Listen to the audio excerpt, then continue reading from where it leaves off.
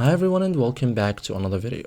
So if you want to track Facebook and Instagram visitors, conversions, and ad performance on your Lovable website, connecting Metapixel is essential in 2026. Most problems happen because of wrong pixel ID, incorrect placements, unpublished changes, ad blockers, or constant settings. So we will avoid all of that.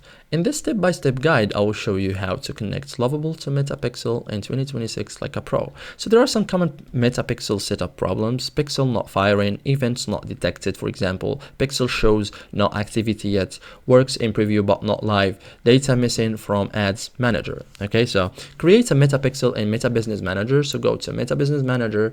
Okay,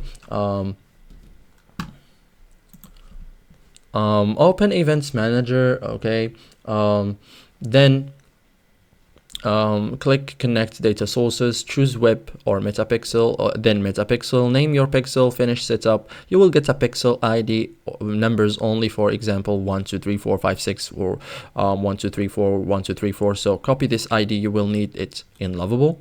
So choose how to add the Metapixel to Lovable. Lovable usually supports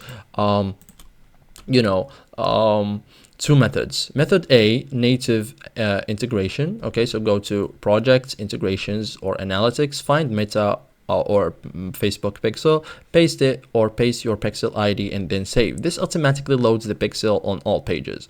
Or method B, manual pixel script. Okay, use the script only if Lovable doesn't offer a pixel field. Okay, so thank you guys for watching this video and see you guys in the next tutorial.